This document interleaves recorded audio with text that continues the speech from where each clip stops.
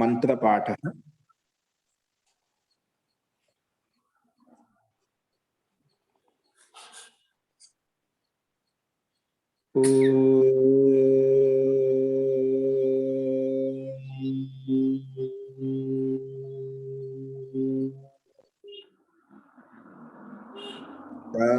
सहनाववतु सहनौ भुनक्तु सह वीर्यं करवावहै तेजस्विनावधीतमस्तु मा विद्विषावहै।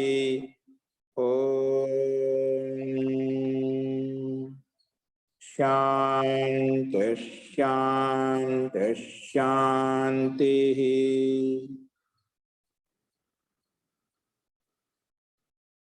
सर्वेभ्यो नमः। अंदरिकी नमस्कारम अंडी। सांख्य दर्शనం ఈ రోజు 7వ కక్ష. మనము నిన్న జీవాత్మ ఏ కారణం చేత సంసారంలో బంధింపబడుతుంది అనే విషయం కొన్ని చేత దేశం అంటే ఆకాశ స్థానం, దేశం అంటే ఆకాశం అని చెప్పాము. అంటే కాల కారణంగా రకాల హేతులు ప్రస్తావించాము, కానీ దాని ద్వారా జీవాత్మ బంధింపబడదు అని చెప్పుకున్నాము. అంతకంటే ముందు కూడా మనకు ఒకసారి మళ్ళీ సింహావలోకనం చేస్తున్న మనకు వాస్తవంగా మనకు మొట్టమొదటిలోనే ప్రతిజ్ఞ చేయబడింది. జీవాత్మ యొక్క ముఖ్య ఉద్దేశం, ముఖ్య లక్ష్యము పరమాత్మ యొక్క సాక్షాత్కారం చేసుకోవడమే. అంటే ముక్తిని, మోక్షం పొందడమే జీవాత్మ యొక్క ముఖ్య లక్ష్యం అని చెప్పుకున్నాము. కానీ జీవాత్మ యొక్క ముఖ్య లక్షణం మోక్ష ప్రాప్తి అయినప్పుడు, అత్యంత దుఃఖ నివృత్తి అయినప్పుడు అది ఎలా సాధ్యమవుతుంది అనేది మనకి శాస్త్రం చెప్తుంది. సో కొంతమంది పూర్వపక్షులు లేదంటే అత్యంత దుఃఖ నివృత్తి కలగాలి అంటే సంసారంలో ఉండేటువంటి భౌతిక సాధనల చేత కూడా దుఃఖ నివృత్తి కలుగుతుంది అని అడిగినప్పుడు దానికి సమాధానంగా వాటితోటి పూర్ణ దృష్ట సాధనల చేత అటువంటి సిద్ధి కలగదు, పూర్ణ సిద్ధి కలగదు. అంటే పూర్ణ అత్యంత దుఃఖ నివృత్తి కలగదు. ఎందుకంటే ఆ దృష్ట సాధనలు ఏవైతే ఉండే తాత్కాలికంగా ఉంటాయి కాబట్టి మళ్ళీ అవి వెంటనే మళ్ళీ ఉత్పన్నమవుతాయి. ఇప్పుడు డబ్బు మన దగ్గర, ఐశ్వర్యం ఉంది, అది కొంతకాలం తర్వాత నష్టం అయిపోతుంది, మళ్ళీ మన దగ్గర ఉండదు, మళ్ళీ అప్పుడు దుఃఖం వస్తుంది. అలాగా దృష్ట సాధనల చేత మళ్ళీ దుఃఖం అనేది మళ్ళీ ఆవృత్తి కలుగుతుంది అని చెప్పుకున్నాం. మళ్ళీ పురుషార్థం చేయడం ఎందుకు అంటే, పురుషార్థం చేయడం ఎందుకంటే పురుషుడికి ప్రయోజనం ఉంది. ఎంతవరకు ప్రయోజనం ఉందంటే తాత్కాలిక ఉపశమనం, తాత్కాలిక దుఃఖ నివృత్తి కోసం మనం అంతవరకు పురుషుడికి ప్రయోజనమే. ఏ విధంగా అయితే మనం ఆకలి దెబ్బకలు తీర్చుకుంటామో అలాగే వేరే దుఃఖాలు కూడా ఏవైతే ఉన్నాయో మనకు వాటిని కూడా మనం పురుషార్థం ద్వారా ప్రయత్నం చేసి ఆ దుఃఖాలను దూరం చేసుకోవచ్చు. కానీ మనం దుష్ట సాధనల చేత ఏవైతే ప్రయత్నాలు చేస్తున్నామో వాటి ద్వారా కేవలం తాత్కాలికమైన దుఃఖమే, కొంతకాలం వరకే, కొంత అవధి వరకే దుఃఖం దూరం అవుతుంది అని చెప్పాం. కానీ ఎంతవరకు దుఃఖం దూరం చేసుకుంటున్నాం అంతవరకు పురుషార్థత్వం, పురుషుడికి ప్రయోజనమే. అందుకే పురుషార్థం చేయాలి. సంపూర్ణ దుఃఖ నివృత్తి అయితే కాదు. ఎందుకంటే సర్వ అసంభవాత్, మన దృష్ట సాధనల చేత ఏవైతే ప్రయత్నం చేస్తామో అన్ని సంభవం కాదు. ఒకవేళ సంభవించినప్పుడు కూడా సంభవే అయిపోయి అని చెప్పి సూత్రం చెప్పుకున్నాం.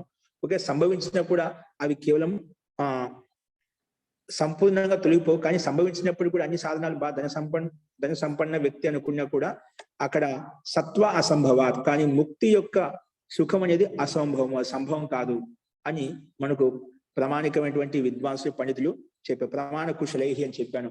ప్రామాణిక వ్యక్తులు పరీక్షించి, ఆలోచించి, విచారించి వాళ్ళు ఇది త్యాజ్య, అందుకే దృష్ట సాధనల ద్వారా దుఃఖ నివృత్తి మనకు ప్రయత్నం చేస్తున్నామో అది త్యాజ్యమైంది. ఎందుకంటే అది ఎల్లప్పుడూ శాశ్వతమైనది కాదు, పూర్తిగా దుఃఖ నివృత్తి కలగదు అని చెప్పుకున్నాం. ఇందులో కేవలము ప్రామాణిక వ్యక్తులే కాకుండా మనకు వేద శాస్త్రం కూడా బోధిస్తుంది అని చెప్పుకున్నాం. ఎందుకంటే మోక్షం యొక్క సుఖం సర్వోత్కృష్టమైనది, అంత అత్యంత ఉత్కృష్టమైన స్థితి అనేది మోక్షంలో కలుగుతుంది. అత్యంత దుఃఖ నివృత్తి మోక్షంలో కలుగుతుంది. సామాన్యంగా ఈ దుష్ట సాధన ద్వారా, యజ్ఞాది క్రియాకలాపాల ద్వారా, ధార్మిక అనుష్ఠానాల ద్వారా అది సిద్ధింపదు. స్వర్గ విశేషం కలుగుతుంది కానీ సుఖ విశేషం కలుగుతుంది కానీ అత్యంత దుఃఖ నివృత్తి అయితే కలగదు అని చెప్పుకున్నాం. అలా చెప్పిన తర్వాత ఈ విషయంలో పూర్వపక్షి ఏం చెప్పాడంటే, సరే మోక్షం అనేది సర్వోత్కృష్టమైంది, కానీ ఈ మోక్షం కూడా బద్ధ పురుషుడికి అవుతుంది కదా, ఆ బద్ధ పురుషుడుకి దుఃఖ నివృత్తి ఎలా కలుగుతుంది? దృష్ట సాధన చేత కలుగుతుంది. కాబట్టి మీరు సిద్ధాంతం చెప్పిన ప్రకారంగా యమ నియమాల ద్వారా అత్యంత దుఃఖ నివృత్తి కలుగుతుంది, దానికోసం ఈ ప్రయత్నం చేయమని చెప్పాం. ఆ దుఃఖ నివృత్తి కూడా ఏదైతే ప్రయత్నం చేస్తున్నాం యమ నియమ ఆసనాల ప్రకారంగా అనుష్ఠానం ద్వారా అది కూడా సమానమే. ఎందుకంటే ఇది కూడా సాధనమే కాబట్టి, సాధనం సామ్యంగా ఉంది, సాధనం అనేది సామ్యంగా ఉంది కాబట్టి రెండు సమానమే అని చెప్పి పూర్వపక్షి దాన్ని మళ్ళీ ఖండించామట. ఇక్కడ ఎందుకంటే సిద్ధాంతి ఆ అత్యంత దుఃఖ నివృత్తి కలగాలంటే యమ నియమ ఆసనాది అనుష్ఠానాన్ని ఆచరించినప్పుడే మనకు అత్యంత దుఃఖ నివృత్తి కలుగుతుంది అని చెప్పామట. కానీ యజ్ఞ యాగాది కర్మలు కూడా శాస్త్రవిహితమైన కర్మలే కాబట్టి వాటిలో దుఃఖ నివృత్తి కలుగుతుందని హేతు ప్రస్తావించినప్పుడు దాంతో అత్యంత దుఃఖ నివృత్తి కలగదు. ఎందుకంటే అది కేవలము సుఖ విశేషం కోసమే, స్వర్గ విశేషం కోసమే, అది సాంసారిక సుఖ విశేషం చేసిన కర్మలకు మాత్రమే ఫలితం ఉంటుంది. కానీ అక్కడ కూడా దుఃఖయుక్తమై ఉంటుంది, సంపూర్ణ సుఖమైతే ఉండదు. లేశ మాత్రము దుఃఖం లేనివంటి స్థితి అయితే ఎప్పుడు కలగదు. సంసారంలో యజ్ఞ యాగాది కర్మల ద్వారా సుఖ విశేషం కలుగుతుంది, కానీ అక్కడ కూడా దుఃఖం నిక్షిప్తమై ఉంటుంది అని చెప్పామట. కాబట్టి దానికి నువ్వు ఏదైతే అత్యంత దుఃఖ నివృత్తికి ఉపాయం చెప్పావో ఆ ఉపాయము దృష్ట సాంద్ర దుఃఖ నివృత్తి ఉపాయము రెండు సమానంగా ఉన్నాయి కాబట్టి ఇది యుక్తి సంగతం కాదని చెప్పి సిద్ధాంతాన్ని ఖండించాడు పూర్వపక్షి. దానికి ఇది సమాధానంగా అటువంటప్పుడు మోక్ష శాస్త్రానికి ఉపదేశ విధానం అంత వ్యర్థమైపోతుంది. స్వాభావికంగా జీవాత్మ బంధింపబడింది సంసారంలో అంటే మోక్షోపదేశ విధానం మొత్తం వ్యర్థమైపోతుంది. కాబట్టి ఇది యుక్తి సంగతం కాదు అని చెప్పి సిద్ధాంతి దానికి సమానం చెప్పాడు. మోక్ష ఉపదేశ విధానం మనకు కనిపిస్తుంది, దీన్ని బట్టి ఇది స్వభావంగా కాదు నైమిత్తికంగా జీవాత్మ బంధింపబడింది అని చెప్పి తెలుస్తుంది. ఒకరిని స్వాభావికంగా అని ఒకరిని స్వీకరించామనుకోండి, స్వభావస్య అనపాయిత్వ, స్వభావంగా బంధింపబడిన జీవాత్మ ఎల్లప్పుడూ అది ముక్తి అనేది కలగదండి. స్వభావంగా బద్ధమైన జీవాత్మకు ముక్తి ఎప్పుడు కలగదన్నమాట. ఎందుకంటే స్వభావం అనేది ఎప్పుడు తొలగిపోదు. ఇది నైమిత్తికాన్ని తొలగించుకోవాలి, స్వభావం ఎప్పుడు తొలగించుకోలేం. ఏ విధంగా అయితే మనం చెప్పినాం, అగ్నిలో ఉష్ణత్వం అనేది ఎప్పుడు తొలగిపోదు, నైమిత్తికంగా వచ్చిన అది తొలగిపోతుంది. ఇప్పుడు ఆ జలంలో శీతలత్వ గుణానికి ఉష్ణత్వ గుణము యాడ్ అయిపోయింది, అది నైమిత్తికంగా వచ్చింది కాబట్టి కొంతకాలం తర్వాత తొలగిపోతుంది. కాబట్టి స్వాభావికంగా మారినప్పుడు స్వాభావిక గుణం ఏదైతే తొలగిపోదు, కాబట్టి నైమిత్తిక గుణాన్ని తొలగించుకోవచ్చు అని చెప్పి మనకు ఈ సూత్రం ద్వారా చెప్పుకున్నాం, 8వ సూత్రంలో చెప్పుకున్నాము. ఎందుకంటే అలా స్వాభావికం అన్నప్పుడు అనుష్ఠాన లక్షణ విధి విధానం ఏది చెప్పేవంతా అప్రామాణికం అయిపోతుంది. ఎందుకంటే శాస్త్రము ఏదైతే శక్యమవుతుందో అదే ఉపదేశిస్తుంది. నా అశక్యోపదేశ విధి, ఏదైతే శక్యం కానిదో దానికి ఉపదేశం చెప్పాలన్నమాట. శక్యమైన దానికి ఉపదేశం చెప్తుంది. కాబట్టి అటువంటి శాస్త్రం మనకు ఉపదేశిస్తుంది కాబట్టి అది శక్యమైంది సాధింపగలుగుతాము, అది అనుష్ఠానం చేయగలుగుతాం. అందుకే ఈ మోక్షోపదేశం కలిగిందన్నమాట. కాబట్టి ఒకవేళ ఆ కథనం వ్యర్థమైతే అది చెప్పినప్పుడు శక్యం కానిది ఏదైతే ఉపదేశించామో అది అనుపదేశం అయిపోతుందని చెప్పి చెప్పుకున్నాము. ఇలా చెప్పిన తర్వాత కూడా పూర్వపక్షి ఒక ప్రస్తావన చెప్పాడన్నమాట. శుక్లపటవత్ బీజవత్ చేత్, శుక్లపటంకి ఏ విధంగా అయితే శ్వేతత్వానికి స్వాభావికం తొలగిపోతుందో, అంకురోత్పాదన ద్వారా విత్తనం ఏ విధంగా దాని స్వభావం వదిలేస్తుందో, అలాగే ఇది ఒకవేళ స్వభావం తొలగించుకోవచ్చు అని పూర్వపక్షి ప్రస్తావించినప్పుడు దాని గురించి సమాధానంగా శక్తి ఉద్భవ అనుద్భవాభ్యాం న అసక్యోపదేశ, అక్కడ నువ్వు చెప్పినట్టుగా శుక్ల శ్వేతత్వానికి వేరే రక్తవర్ణత్వము విత్తనము యొక్క స్వాభావిక గుణం తొలగిపోయి అంకురం ఏదైతే ఉత్పన్నమవుతుందో అది స్వభావం కాదు, అది శక్తిక ఉత్పత్తి స్థితి అనుత్పత్తి స్థితి, శక్తిక ఉద్భవం అనుద్భవ స్థితి. కాబట్టి అది స్వాభావికమైన కాదు, దాని యొక్క ధర్మం. అది ఆ ధర్మం ఉంది కాబట్టి, ఆ శక్తి ఉంది కాబట్టి మనకు ఆ అన్యవర్ణము రంజింపబడుతుంది, అది విత్తనం కూడా మొలకెత్తబడుతుంది. అది ఆ గుణం లేకపోతే, ఆ శక్తి లేకపోతే అది ఆ రూపంలో మనం చెప్పుకోము. కాబట్టి అక్కడ శక్తి ఉద్భవం అనుద్భవ స్థితి అక్కడ చూపించాము. కాబట్టి ఇది నా అసక్యోపదేశి, అసక్యమైన ఉపదేశం కాదు, ఇది శక్యమైన దానికి ఉపదేశం ఈ మోక్షాస్త్రం చెప్పబడింది అని చెప్పి సిద్ధాంతం చెప్పాడు. ఇవన్నీ చెప్పిన తర్వాత పూర్వపక్షి స్వీకరించాడు. స్వీకరించిన తర్వాత ఏం చెప్పాడంటే, సరే నిమిత్త కారణంగానే జీవాత్మ బంధింపబడింది. అందుకోసం నిమిత్త కారణంగా బంధింపబడిన జీవాత్మ కోసమే ఈ మోక్ష ఉపదేశ విధానం చెప్పబడింది అని అనుకున్నాం. కానీ మరి ఏ నిమిత్తం చేత జీవాత్మ బంధింపబడింది? ఈ సంసారంలో జీవాత్మ ఏ నిమిత్తం చేత బంధింపబడింది అనే ప్రశ్నకు సమాధానంగా ఇక్కడ నిన్న మనం చెప్పుకున్నామట. కస్మా నిమిత్తాత్ స బద్ధ జీవాత్మ. తీసుకాల్సి జీవాత్మ బంధింపబడింది. దానికి యుక్తి ప్రయుక్తి ప్రకారంగా మనకు భిన్న భిన్న రకాల సూత్రాలతో ఇక్కడ ఆ కారణాలు చెప్పాడు. ఈ కారణం చేత బంధింపబడిందా, ఈ కారణం చేత బంధింపబడిందా, అన్ని కారణాలు చూపి ఈ ఏ కారణం చేత జీవాత్మ బంధింపబడిన ముఖ్య నైమితిక కారణం ఏంటి అవి ఒక్కటి చూపించుకుంటూ వెళ్తున్నాడు. అందులో మనం ప్రథమం నిమిత్తం ఏం చూసామంటే కాల విషయంలో చూసాం. నా కాలయోగతో వ్యాపినో నిత్యస్య సర్వ సంబంధాత్. నా కాలయోగత జీవాత్మ కాలయోగం ద్వారా బంధింపబడలేదు, కాలం ద్వారా ఎందుకు బంధింపబడలేదు? ఎందుకు?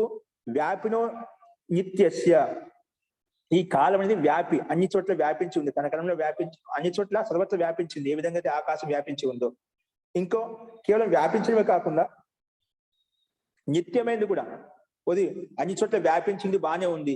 కానీ అది నిత్యం కాకపోయింది అనుకోండి, నిత్యం కాకపోయింది కొన్ని రోజులు కొంతకాలం తర్వాత ఆ వ్యాపకత్వం తొలగిపోయినప్పుడు ఏమవుతుంది? అనిత్యం అనుకోండి. అప్పుడు మనకు ఆ బంధన ఏర్పడుతున్నమాట, కాలంతో బంధింపబడుతున్నమాట. కాబట్టి అది కేవలం వ్యాపకత్వమే కాకుండా అది నిత్యమైందుకు ఎల్లప్పుడూ ఉంటున్నమాట. ఎల్లప్పుడూ ఉంటుందంటే జీవాత్మ ముక్తి ఎప్పుడు సంభవమే కాదు. కాబట్టి కాలం నిమిత్తం కాదు. కాలయోగత నా కాలయోగం ద్వారా జీవాత్మ బంధింపబడలేదు. ఎందుకంటే వ్యాపిన నిత్యస్య సర్వ సంబంధాలు. ఎందుకంటే అన్ని పదార్థాలతో ఈ కాల సంబంధం ఎల్లప్పుడూ ఉంటుంది. అలాంటి పదార్థం చెప్పండి ఈ కాలం సంబంధం లేదనుకోండి, అంటే ముక్తాత్మ కూడా ఇక్కడ కాలంతో సంబంధం ఉన్నమాట, ఎల్లప్పుడూ ఉంటుంది అన్నమాట. కాబట్టి దాని కాలము నిమిత్తం కాదు. సంసారంలో బంధింపడానికి జీవాత్మ కాలం అయితే నిమిత్తం కాదు అని చెప్పి ఈ హేతు చూశాము. తర్వాత నా దేశ యోగతో అపి అస్మాత్. దేశం అంటే ఆకాశం వచ్చాయి. ఆకాశం స్థాన కారణంగా ఏమైనా జీవాత్మ బంధింపబడిందా? నా దేశ యోగతో అపి, దేశ యోగ కారణంగా కూడా అంటే స్థాన కారణం కూడా జీవాత్మ బంధింపబడలేదు.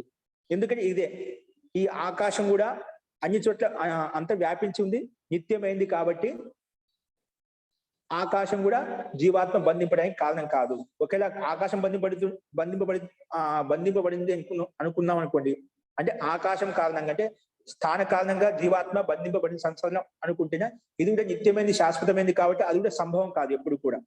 కాబట్టి ఇది కూడా యుక్తి సంగతం కాదని చెప్పి ఈ సూత్రం ద్వారా తెలుసుకున్నాం. తర్వాత మరి అవస్థా కారణంగా బంధింపబడిందా? అది కూడా కాదు. నా అవస్థాతో దేహ ధర్మత్వా తస్యాహ, నా అవస్థాతో దేహ ధర్మత్వా తస్యాహ అవస్థాయాహ. అంటే అవస్థ కారణంగా అంటే బాల్యావస్థ, వృద్ధావస్థ, వార్ధక్యావస్థ ఏవైతే ఉన్నాయో ఆ అవస్థ కారణంగా ఏమైనా జీవాత్మ బంధింపబడిందా? శరీరంలో మార్పులు జరుగుతున్నాయి, భిన్న భిన్న మార్పులు జరుగుతున్నాయి, ఆ పరిణామం జరుగుతుంది. దాని కారణంగా జీవాత్మ బంధింపబడిందా అంటే అది కూడా కాదు. నా అవస్థ కారణత జీవాత్మ బంధింపబడలేదు. ఎందుకంటే దేహ ధర్మత్వాత్, అవి దేహం యొక్క ధర్మం. అంటే దేహంలో జరిగేటువంటి మార్పులు ఇవి దేహంలో, ఇవి బాల్యత్వం, వృద్ధత్వం, యవనత్వం, దేహంలో జరిగే మార్పులు. కాబట్టి ఈ దేహం కూడా జీవాత్మ బంధింపబడానికి కారణం కాదు అని చెప్పి కూడా ఆ ప్రకారంగా అవస్థ కూడా కారణం కాదని చెప్పాం. అదే కాకుండా ఇంకొక హేతు ఏం చెప్పారంటే అసంగోయం పురుష ఇది. ఇంకోటి అంటే ఈ దేహంతో భిన్నమైంది జీవాత్మ అనేది దేహంతో భిన్నమైంది. అసంగ ఎప్పుడు సంగతియుక్తంగా ఉండదన్నమాట. ఎల్లప్పుడు భిన్నంగానే ఉంటుంది, వేరుగానే ఉంటుంది, ఎప్పుడు కలిసిమెలిసి ఉండదు. శరీరంతో దేహంతో పూర్తిగా కలిసి అక్కడ ఉంటూ కూడా ప్రకృతిని ఉపయోగించుకుంటుంది, కానీ దాంతో పూర్తిగా కలిసిమెలిసి పోదు, ఓతపోతం కాదు. ఎప్పుడు జీవాత్మ భిన్నంగానే ఉంటుంది. అవిద్య అంధకారం వల్ల అలాగా ఒకటిగా భావిస్తుంది, కానీ వాస్తవంగా జీవాత్మకి ఎప్పుడు స్థితి భిన్నంగానే ఉంటుంది. అదే అసంగ అని చెప్పాడు. అసంగ అయం పురుష ఇది. కాబట్టి జీవాత్మ దేహంతో ఎప్పుడు భిన్నంగానే ఉంటుంది. మనకు దీంట్లో శృతి కూడా ప్రామాణికంగా చెప్పే బృహదారణ ఉపనిషత్తులో అసంగోహి అయం పురుష అని చెప్పి చెప్పుకున్నాం. ఈ జీవాత్మ ఎల్లప్పుడూ అసంగతియుక్తంగా ఉంటుంది, అంటే వేరుగా ఉంటుంది, దేహంతో శరీరంతో భిన్నంగా ఉంటుంది. అందుకే ఎవరైతే ఈ ధృతకత్వం వివేక జ్ఞానం తెలుసుకోగలుగుతారో వారే ముక్తిని మోక్షాన్ని పొందగలుగుతారు అని చెప్పి చెప్పుకుంటున్నాం యోగ దర్శనంలో. సో ఈ జీవాత్మ ఎల్లప్పుడు దేహంతో భిన్నంగా ఉంటుంది. కాబట్టి ఇక్కడ జీవాత్మ ఈ బంధం కారణము దేశం కాదు, కాలం కాదు, అవస్థ కారణం కాదు అని చెప్పి మనము ఈ కారణాల ద్వారా చెప్పుకున్నామండి. అస్తు తర్వాత మరి ఇంకే కారణం ఉంటుంది అది తర్వాత ప్రస్తావిస్తున్నారు, అది చూద్దామండి. ఇందులో ఇప్పుడు ఇంతవరకు సందేహం చెప్పండి. ఇంతవరకు చెప్పిన పాఠంలో ఎవరికైనా సందేహం ఉందండి?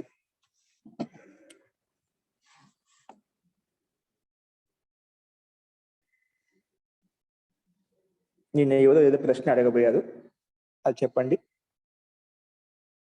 నిన్న ఒక ప్రస్తావన ఏం చెప్పామంటే నా దేశ యోగతో అపి, అంటే దేశం కూడా కారణం కాదు.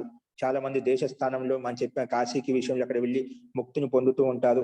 అక్కడ వెళ్ళి అది దానికి సమాధానం ఏంటంటే ముఖ్యంగా తర్వాత రకరకాల కారణాలు ఉండొచ్చు. నిన్న ఎవరు దీపా గారు చెప్పినట్టున్నారు, అంటే దాదాపుగా దగ్గర సంబంధం అదే. అక్కడ కాశీకి వెళ్ళి దేహ త్యాగం చేస్తే ముక్తి కలుగుతుంది అనేది అప్పట్లో కాశీ ఒక విద్యా నగరి. కాశీ అనేది అక్కడ ఎక్కువగా విద్వాంసులు, పండితులు, సాధకులు అక్కడ గంగా నది ఒడ్డున కూర్చొని సాధన తపస్సు చేసేవాళ్ళు అన్నమాట. అంటే చాలా మంది అక్కడికి వెళ్ళి వాళ్ళు అంత్య సమయంలో చాలా మంది అంటే ముందుగానే వెళ్ళిపోదు. ఇప్పుడు అవస్థ అయిపోయిన తర్వాత చనిపోవడానికి వెళ్ళే వాళ్ళు కాదు. వాళ్ళ దాయత్వం అయిపోయినాక, దాయత్వం ఏదైతే అయిపోయిన తర్వాత, కర్తవ్యకర్మ అయిపోయిన తర్వాత అక్కడ వానప్రస్థ దీక్ష తీసుకుని ఋషి మహర్షుల దగ్గర ఉంటూ అక్కడ తపస్సు చేసుకునే వాళ్ళు అనమాట. అక్కడ ఆ తపస్సు చేస్తూ వాళ్ళు ఆ జ్ఞానశుద్ధి ప్రకారంగా ముక్తి వైపు వెళ్ళడానికి ప్రయత్నం చేసేవాళ్ళు. అంటే జ్ఞానార్జన కోసం వెళ్ళేవాళ్ళు అన్నమాట. అది పరంపర రాను రాను అది తగ్గిపోయి ఏమైపోయిందంటే కేవలం అంతిమ సమయంలో నేను ఒక చేసిన జీవితాంతం ఏవైతే కర్మలు, పాప పుణ్య కర్మలు చేశామో అక్కడ పోతే ముక్తి కలుగుతుందని ఎలా అవుతుందండి? జీవితాంతం కర్మలు చేయాల్సిన కర్మలు చేయకూడదు అన్ని చేసేసి అప్పుడు ఒకేసారి ముక్తి కలగంటే కలగదు. ఎందుకంటే మనం చేసిన కర్మను బట్టి ముక్తి కలుగుతుంది. కానీ ఒక పరంపర అది వికృతంగా మారిపోయింది కాబట్టి అక్కడ పోతే గురువు ఉపదేశం ద్వారా అక్కడ జ్ఞానార్జన పొంది కర్మలు తెలుసుకొని ఆ రకంగా ముక్తి పొందేటువంటి అవకాశం కలుగుతుంది అని చెప్పి ఆ ఉద్దేశంతో గురువు ఉపదేశం కోసం వెళ్ళేవాళ్ళు. అక్కడ ఉండి తపస్య సాధన చేసేవాళ్ళు. అది వికృతంగా మారిపోవడంలో అక్కడ పోయి దేహత్యాగం చేస్తే గంగా నదిలో మునుగుతేనా అది పుణ్యం అది మోక్షం కలుగుతున్నది వాస్తవం కాదు.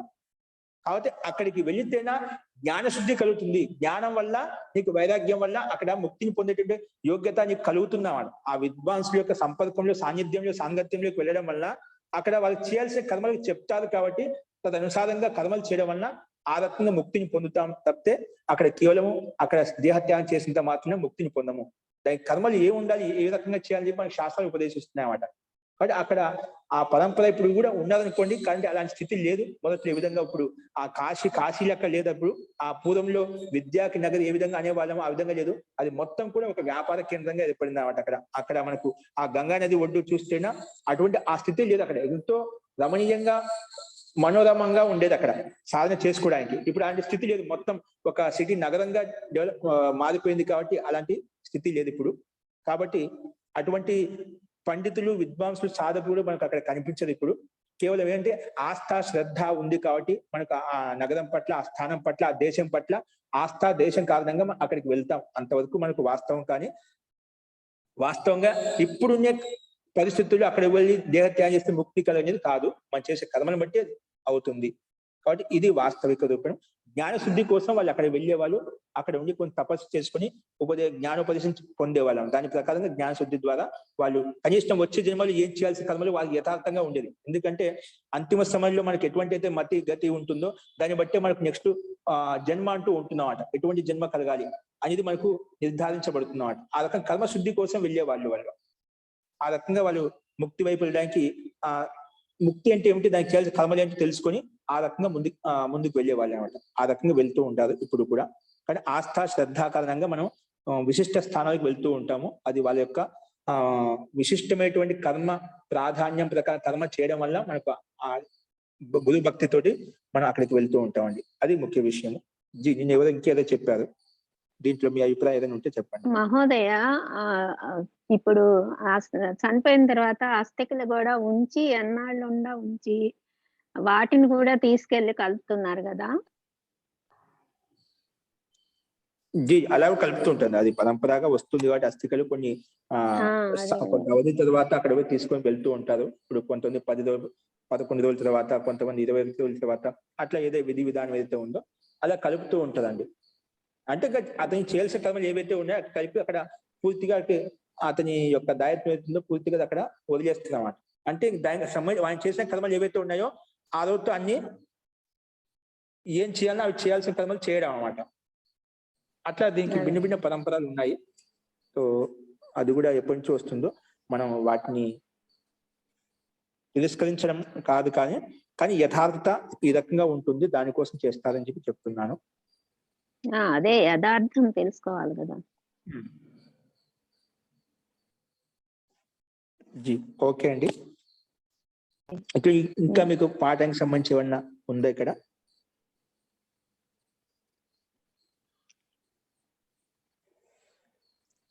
అయ్యి సూత్రాలు పంపించారు కదా మహోదయ, వాటికి బ్రీఫ్ గా అక్కడ రాసుకుంటే బాగుంటది అనిపించింది. సూత్రాలకు దగ్గరలో 15 సూత్రాలు పంపించారు.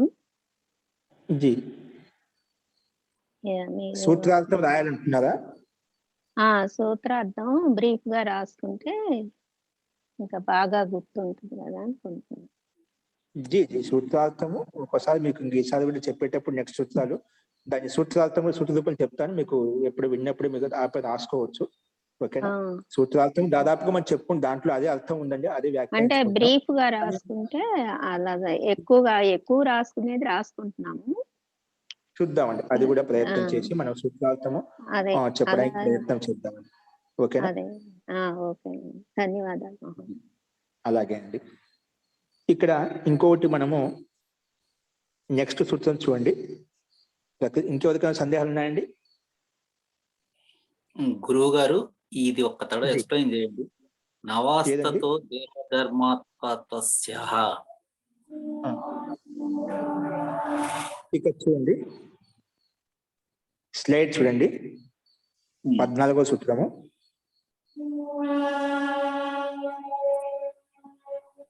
కదా మహోదయ? జీ 12వ సూత్రం. నా అవస్థాతు దేహ ధర్మత్వా తస్యాహ. అది 12వ సూత్రమే. 14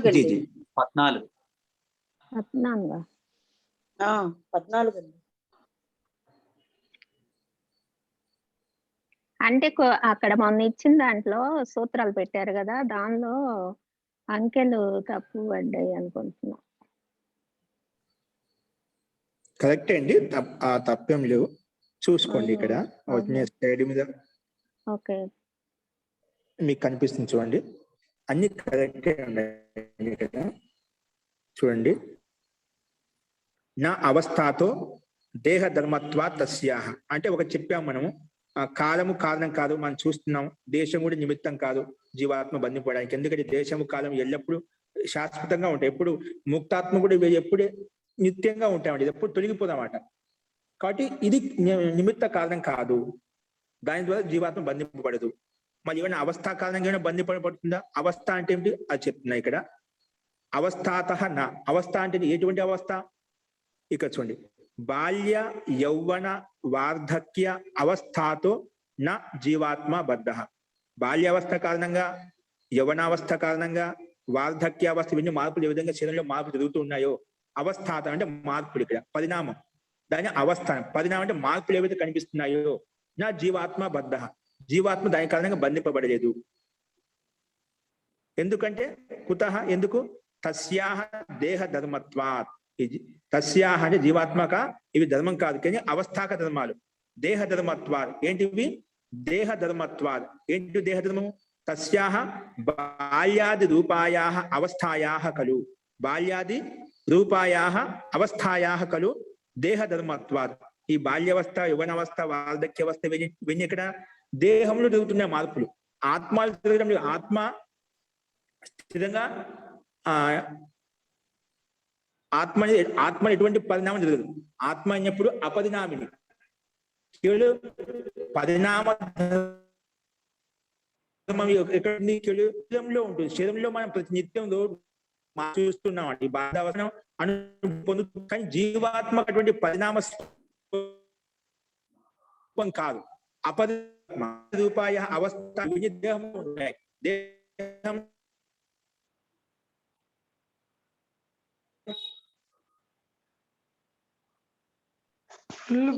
యొక్క ధర్మ మోదే మొత్తం వాయిస్ మొత్తం బ్రేక్ వస్తుంది మోదే.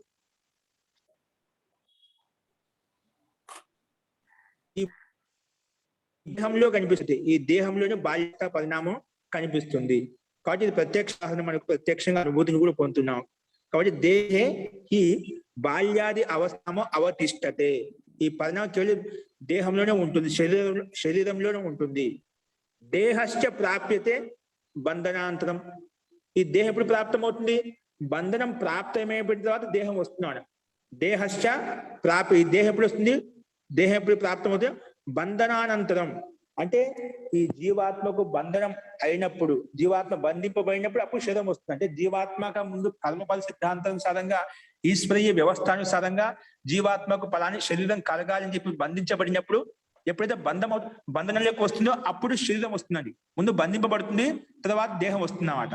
కాబట్టి ఈ అవస్థ కూడా జీవాత్మ బంధనానికి కారణం కాదు అది చెప్పారు. తస్మా తథా కృత్వాపి మోక్షోపదేశో అనవసర. కాబట్టి ఈ జీవాత్మ మోక్షోపదేశం ఏది చెప్తున్నామో ఇది యుక్తి సంగతం కాదు, మోక్షోపదేశం కాదు. దీనివల్ల ఎందుకంటే శాశ్వతంగా ఈ అవస్థ కారణంగా జీవాత్మ బంధింపబడింది అని అనుకున్నాం అనుకోండి, జీవాత్మ దీని కారణంగా బంధింపబడింది అనుకోండి, ఇంకా మోక్షోపదేశం చెప్పాల్సిన అవసరం ఉన్నవాడు. ఎప్పుడు బంధింపబడే ఉంటున్నవాడు, ఇది ఎల్లప్పుడూ ఉంటుంది. కాబట్టి ఈ దేహధర్మం ఎల్లప్పుడూ ఉంటుంది కాబట్టి అది ముక్తాత్మకుడు ఈ సమస్య వస్తున్నాడు. కాబట్టి ఈ మోక్షోపదేశం అనేది ఇక్కడ అనవసరం, ఇక్కడ చెప్పడం యుక్తి సంగతం కాదు. ఎందుకంటే ఇది కారణం, అవస్థ దేహం అయితే కాదు. అంటే దీని ప్రకారం ఏమొస్తున్నా, కర్మలు చేసేది కూడా మొత్తం దేహమే చేస్తున్న దోషం కూడా వస్తుందన్నమాట. కర్మలు చేసేది కూడా మొత్తం తర్వాత కూడా ఆ ప్రశ్న వస్తుంది 16 సూత్రంలో. దేహమే అన్నిటికీ బంధనానికి కారణం అని చెప్పి అనుకోండి, అంటే దేహం ద్వారా చేసే కర్మలు అన్నిటి కూడా కర్త భోక్త కూడా జీవాత్మ అనుభవించాల్సి ఉంటుంది అన్నమాట. అంటే ఇక్కడ దేహమే అన్ని అనుకున్నప్పుడు దేహమే జీవాత్మగా భావిస్తాం. దేహం వాస్తవంగా అది చైతన్యతత్వం కాదు, జడతత్వం. జడత్వం ఉంది కాబట్టి దాంట్లో అటువంటి శక్తి సామర్థ్యం లేదన్నమాట, చైతన్యత్వం లేదు. కాబట్టి అది దోషయుక్తమైంది. కాబట్టి ఇది బాల్యాది అవస్థ పరిణామ కారణంగా జీవాత్మ బంధింపబడడానికి సంబంధం లేదు. అది అపరిణామిని, ఇది పరిణామ స్వరూపం, దేహంలో మార్పులు జరుగుతుంటాయి అని చెప్పి దానికోసం మోక్షోపదేశం అనేది అవసరం లేదు అని చెప్పి ఇక్కడ ఈ సూత్రం చెప్పబడిందండి.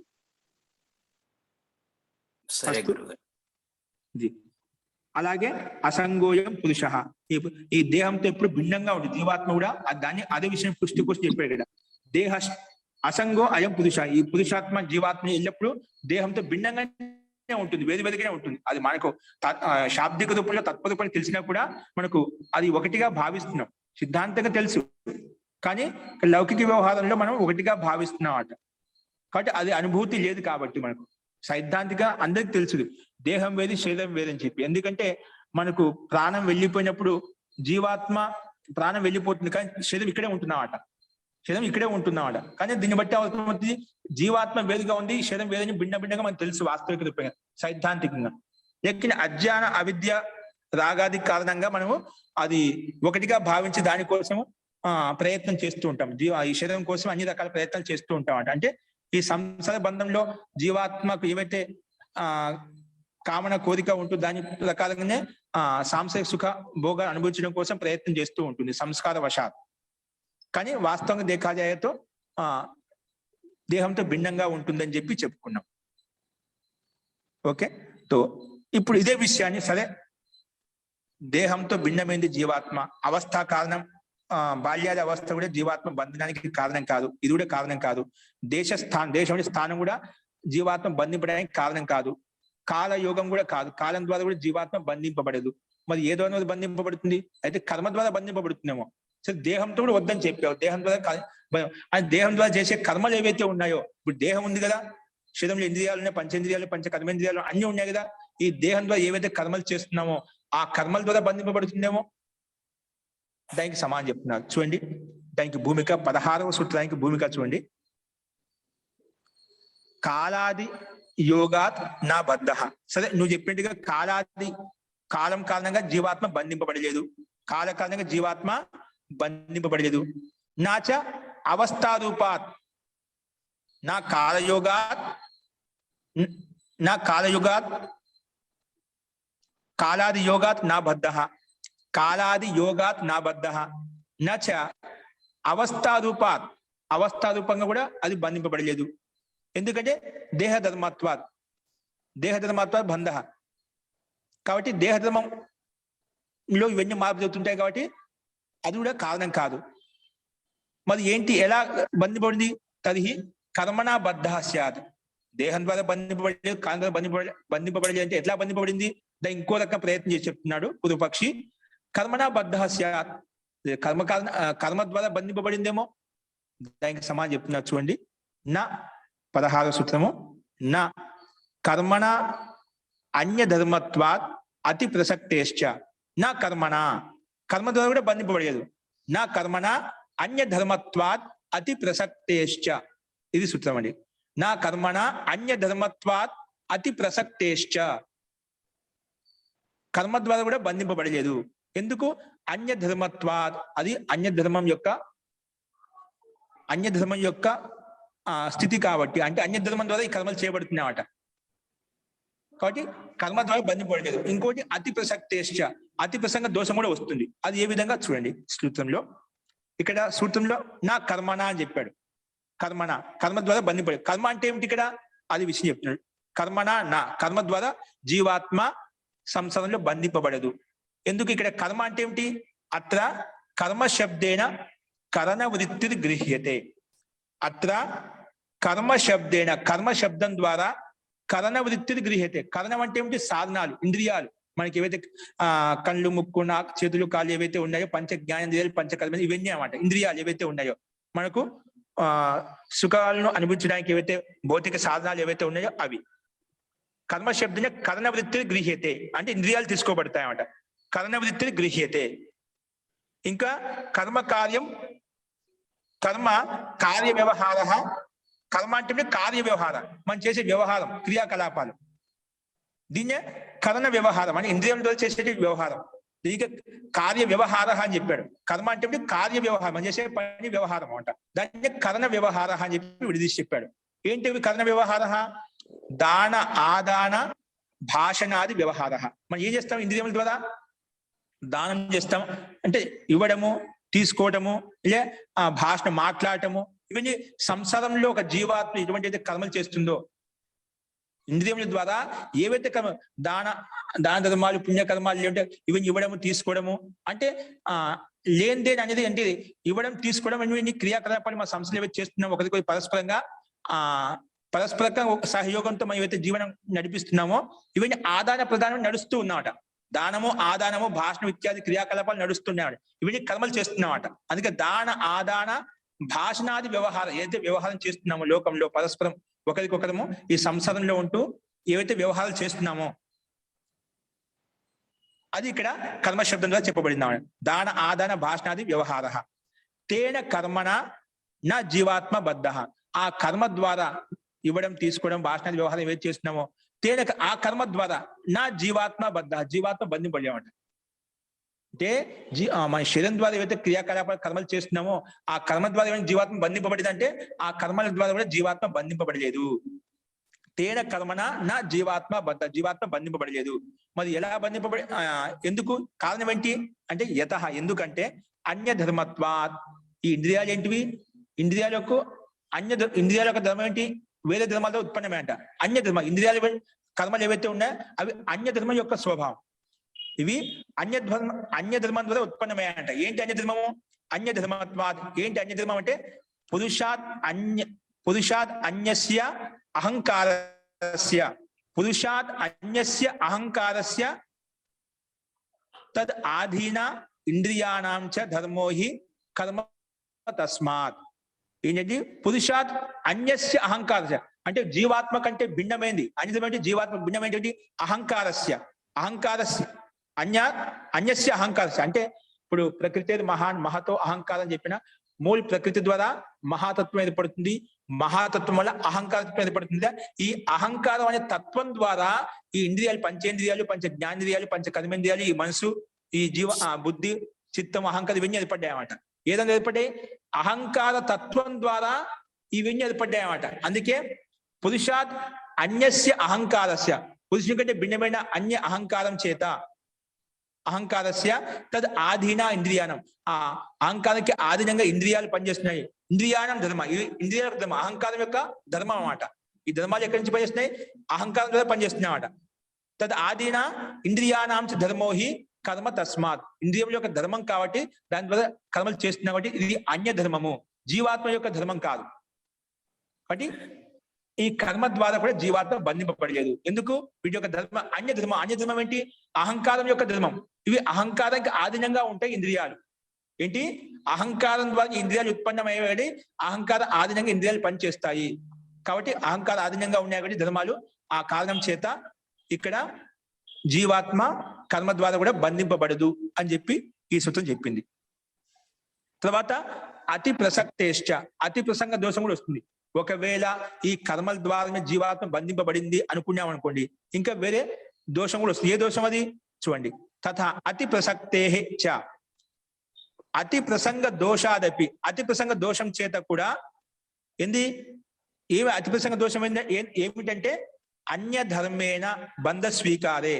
ఇప్పుడు అన్య ధర్మం ద్వారా ఈ జీవాత్మ బంధింపబడింది అంటే అహంకార ద్వారా ఇంద్రియాలు ఏవైతే పనిచేస్తున్నాయో, తన ఆధీనంగా ఉండి పనిచేస్తున్నాయో ఆ ధర్మాల ద్వారా, దాన ఆదాన భాషణాది కర్మల ద్వారా జీవాత్మ బంధింపబడింది అని స్వీకరించామనుకోండి, అన్య ధర్మేణ బంధ స్వీకారే, బంధనం స్వీకరించామనుకోండి, ముక్తానామపి బంధ ప్రసంగ, ముక్త పురుషులు కూడా ఆ బంధ ప్రసక్తి వస్తుంది. ఏవైతే ముక్త పురుషులు ఉన్నారో, జీవాత్మలు ఉన్నారో, ఈ బంధనం అనేది వాటి కూడా సంభవిస్తున్నమాట. ఆ అతి ప్రసంగ దోషం వస్తున్నమాట. ఇప్పుడు ఈ కర్మల ద్వారా జీవాత్మ బంధింపబడింది అనుకోండి, ముక్త పురుషుడిదే. ఎందుకంటే ఈ కర్మల ద్వారానే జీవాత్మ, ముక్తాత్మ కూడా అదే బంధనం వచ్చేస్తుంది. అంటే ముక్తి ఎప్పుడు కలగదు, ఇంకా మోక్ష ప్రాప్తి అనేది ఎప్పుడు కలగదు అంట. జీవాత్మ ఆ రకంగా స్వీకరించామనుకోండి, ఈ దాన ఆదాన భాష కర్మల ద్వారానే జీవాత్మ సంసారంలో బంధింపబడుతుంది అన్నాం అనుకోండి, అంటే ముక్తాత్మ వెళ్ళెప్పుడు ఉంటాయి కాబట్టి ముక్తాత్మ కూడా ఇది సంభవిస్తున్నమాట. ముక్తానాపి బంధ ప్రసంగ, ముక్త పురుషుకు ఈ బంధ ప్రసంగం వస్తున్నమాట. బంధ ప్రసంగ ఆపత్స్యతే, అది వచ్చి పడుతుంది. కాబట్టి బంధ ప్రసంగం ముక్త పురుషుడు కూడా ఆ ప్రసంగం వచ్చేస్తుంది. కాబట్టి తత్ర అన్య ధర్మస్య బంధ హేతుత్వాత్ సామాన్యాత్, తత్ర అన్య ధర్మస్య బంధ హేతు సామాన్యాత్, అది సామాన్యంగా ఉంది కాబట్టి. ఎందుకంటే నువ్వు పైన చెప్పిన కర్మ ద్వారా జీవాత్మ బంధింపబడుతుందంటే ముక్తాత్మ కూడా, ముక్తాత్మ ఏవైతే వెళ్ళిపోయి అవి కూడా బంధింపబడతాయి కర్మల ద్వారా. అవి కూడా కర్మల ద్వారా చేసే కదా ముక్తిని పొందే.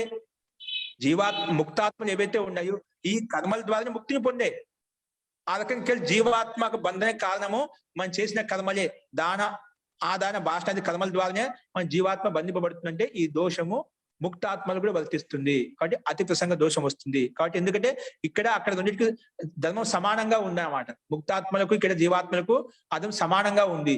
కాబట్టి తత్ర అన్య ధర్మస్య బంధ హేతుత్వ సామ, బంధ హేతుత్వం ఏదైతే కారణం చెప్తున్నావో సమానంగా ఉండటం వల్ల ఆ దోషం, అతి ప్రసంగ దోషం కూడా వస్తుంది. కాబట్టి జీవాత్మ కర్మ ద్వారా బంధింపబడదు అని చెప్పి ఈ దాన ఆదాన భాషణ వ్యవహారం ద్వారా జీవాత్మ బంధింపబడని చెప్పి మనకు ఈ సూత్రం ద్వారా స్పష్టంగా అర్థమవుతుంది. అస్తు, ఇందులో సందేహం ఉందండి ఇప్పుడు చెప్పిన దాంట్లో?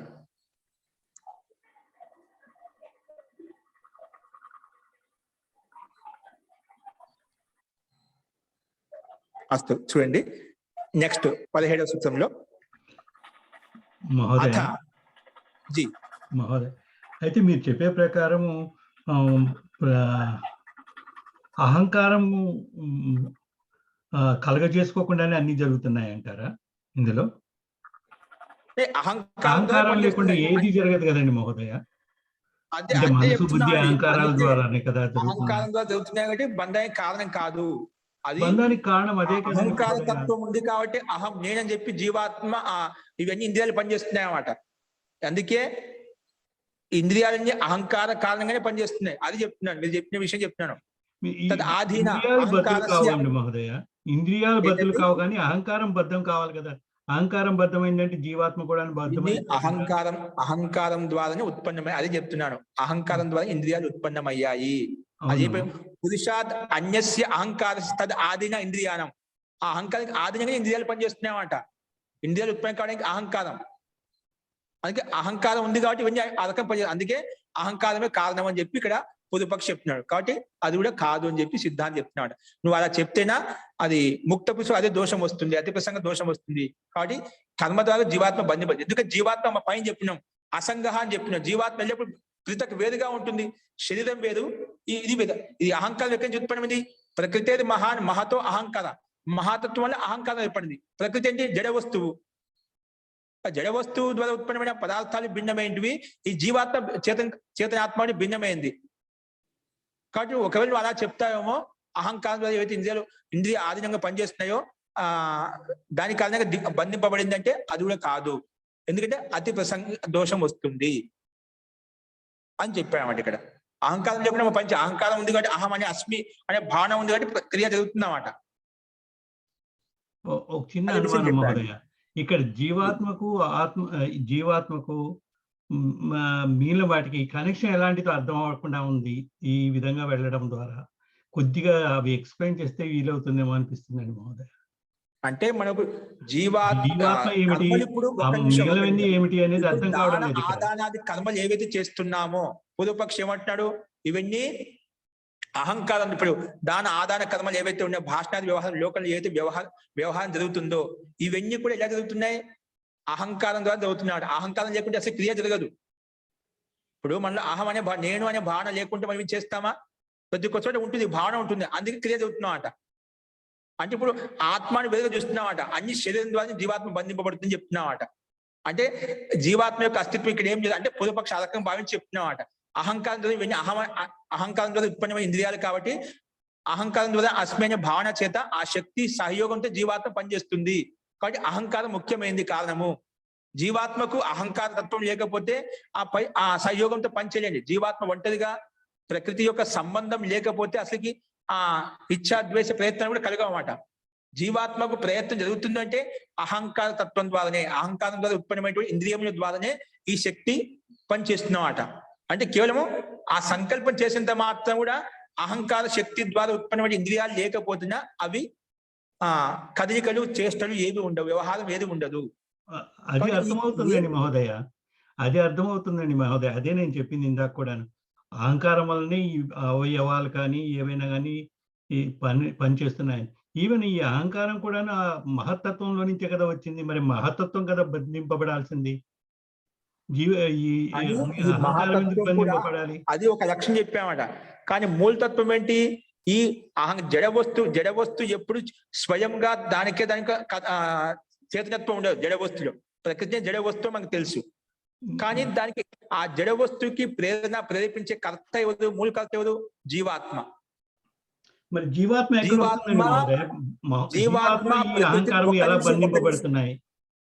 జీవాత్మ కర్మ ద్వారా ప్రకృతితో బంధింపబడింది కాబట్టి అవే కారణాలు చెప్పున్నాడు. ఒక కారణం ఎందుకు అని చెప్పి ఒక్కటి చెప్తున్నాడు. కర్మ ద్వారా ఏ దానిలో బంధింపబడుతుంది? మళ్ళీ జీవాత్మ కర్మ ద్వారా బంధింపబడి అంటున్నావు. అవే మాకు కారణం క్రమంగా వస్తున్నాయండి. అవే చెప్పుకుంటూ వస్తున్నాడు. ఇక్కడ ఆ సమాధానం ఇవ్వలేదు. సమాధానం మనకు పోయి ఒక 50 సూత్రంగా సమాధానం చెప్తానండి. అంటే కర్మల ద్వారా బంధింపబడదు. మరి ఎట్లా బంధింపబడుతుంది? ముఖ్య కారణం ఏంటి? జీవాత్మ అహంకారం ఎందుకు యుక్తం అయిపోయింది? ప్రకృతి యుక్తం కావడానికి ఎందుకు జీవాత్మ అపరిణామం అని చెప్పావు, శుద్ధ ముక్త స్వభావం ఏందని చెప్పావు. ఎందుకు మనం బంధింపబడింది అంటే ఒకవేళ ఈ కర్మల ద్వారా బంధింపబడింది బంధనం కానికి కారణానికి దేహం కాదు.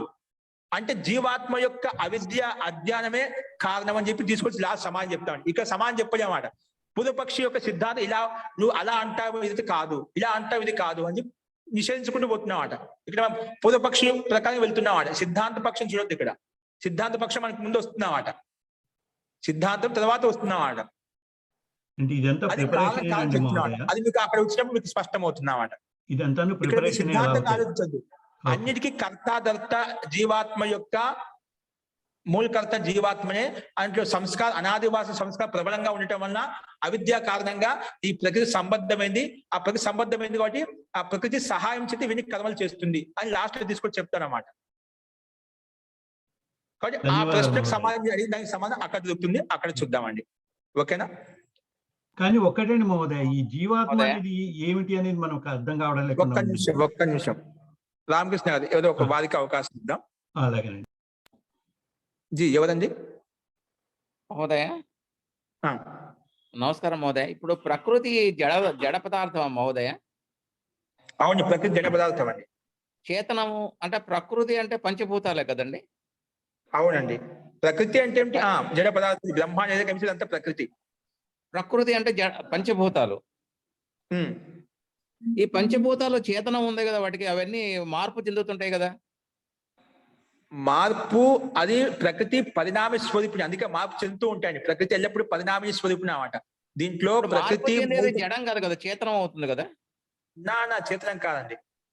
అది ఎలా చెందుతుంది? ఈశ్వరుని సహాయం చేత పరిణామం చెందుతుంది. స్వయం పరిణామం చెందలేదు. స్వయం పరిణామం ఈశ్వరుని చెందదా మహోదయ?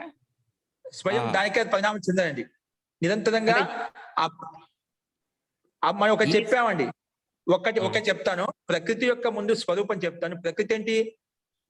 ప్రకృతి యొక్క స్వరూపం ఏంటంటే సత్వగుణము, రజోగుణము, తమో గుణం యొక్క సామ్యావస్థనే ప్రకృతి. ఏంటి? సత్వగుణము, రజోగుణము, తమో గుణం యొక్క సామ్యావస్థ ప్రకృతి అంటాం. ఈ ప్రకృతి యొక్క గుణం ఏంటి? ఎల్లప్పుడూ మార్పు చెందుతుంటే దీని యొక్క స్వభావం అన్నమాట. పరిణామం సత్వగుణము, రజోగుణం, తమో గుణం ఎల్లప్పుడు పరిణామం చెందుతూ ఉంటాయి, పరివర్తన చెందుతూ ఉంటాయి. అలాగే ప్రకృతితో పదార్థమైన ఉత్పన్నాలు పదార్థాలు ఏవైతే ఉన్నాయో, వస్తువులు కూడా నిరంతరంగా పరిణామం చెందుతూ ఉంటాయి అన్నమాట. దాని యొక్క ధర్మం ఎప్పుడు ఒకే రీతిలో ఉండదు అన్నమాట. ఆ పదార్థం నిరంతరం పరివర్తన చెందుతూ ఉంటాయి. అందుకే ప్రకృతి పరిణామిని. జీవాత్మ అపరిణామి, దాంట్లో మార్పులు ఎటువంటి మార్పు జరగమాట. అందుకే అపరిణామిని అని చెప్పాం. అదేవిధంగా పరమాత్మ కూడా అపరిణామిని, ఎప్పుడు మార్పు చెందమాట, ఎల్లప్పుడు శాశ్వతంగా ఉంటాడన్నమాట. ప్రకృతి నీకైతే మార్పులు కనిపిస్తున్నాయో అది ప్రకృతి యొక్క స్వభావం. ప్రకృతి పరిణామ స్వరూపిణి, అందుకే మార్పులు జరుగుతున్నాయి అన్నమాట. అది చేతనత్వం కారణం కాదు. అది పరమాత్మ సృష్టి ప్రారంభించిన పరమాత్మ సహాయం చేత వ్యక్త అవస్థలోకి వచ్చిందన్నమాట. అవ్యక్త అవస్థ నుంచి ప్రళయావస్థ నుంచి ప్రళయ సూక్ష్మంగా ఉంటుందన్నమాట. అదని ఈ ప్రక్రియ ఇది విధానం మనకు తర్వాత సూత్రం వస్తుంది. ముందు మూల ప్రకృతి ఏదైతే ఉందో, సత్వగుణం, రజోగుణం, తమోగుణం యొక్క సామ్యావస్థ ఏతుందో, ఆ ప్రకృతి మూలతత్వం చేత మహాతత్వం ఏర్పడింది. ఆ మహాతత్వం చేత అహంకారం తత్వం ఏర్పడింది. ఆ అహంకార తత్వం వల్ల పంచభూతాలు, పంచ జ్ఞానేంద్రియాలు, పంచ కర్మేంద్రియాలు, ఒక మనసు ఏర్పడ్డాయన్నమాట. ఇది ఒక ప్రక్రియ, విధి విధానం అంతా. మనకి ఇదే ఈ 25 తత్వాల గురించి మనకు తర్వాత వ్యాఖ్యానం వస్తున్నది. ఇవన్నీ జడ పదార్థాలే. అంటే ఈశ్వరుని సహాయం చేత వ్యక్తావస్థలోకి, అభివ్యక్తి అవస్థలోకి మనకు కనిపిస్తున్నాయి. ఇప్పుడు చెప్పండి. జడం ద్వారా ఎందుకు బంధింపబడతా ఉందండి మహోదయ? సమాధానం చూద్దాం. రామకృష్ణ గారు వారికి ఆ ప్రశ్నకు సమాధానం వచ్చిందో లేదో చూద్దాం. ఎవరండి? గోపాలరావు కదా?